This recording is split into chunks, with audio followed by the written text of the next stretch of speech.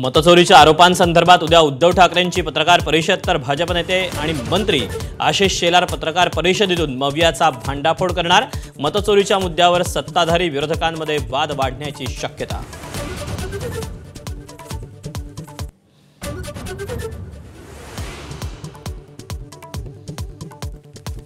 पुढील आठवड्यात स्थानिक स्वराज्य संस्थांच्या निवडणुकांची घोषणा होण्याची शक्यता।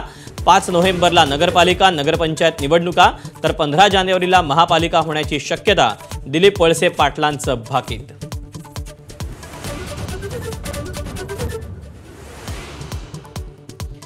ज्यांची नोट चोरी बंद झाली तेच वोट चोरी म्हणतात। सत्याच्या मोर्चावरून मुख्यमंत्री फडणवीसांची बोचरी टीका।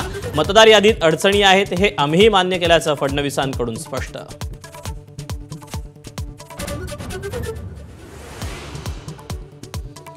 उद्धव ठाकरे पुन्हा मराठवाडा दौरा करणार। येत्या 5 ते 8 नोव्हेंबरला संभाजीनगरातून दौऱ्याची सुरुवात। सरकारच्या मदतीचा घेणार आढावा।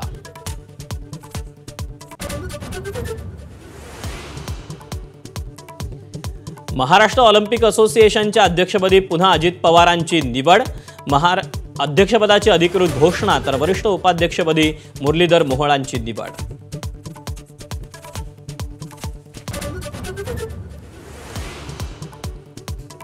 पुण्यातील जैन बोर्डिंग उद्यापासून पुन्हा सुरू होणार। संस्थेच्या जमीन विक्रीचा करार रद्द झाल्यानं जैन बोर्डिंग पुन्हा सुरू होण्याचा मार्ग मोकळा।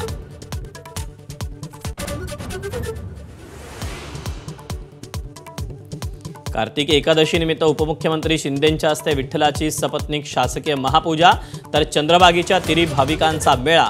पवित्र स्नानासाठी मोठी गर्दी।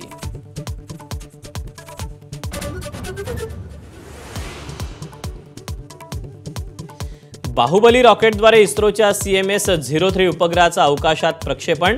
CMS-3 हा आजवरचा सर्वाधिक वजनाचा उपग्रह।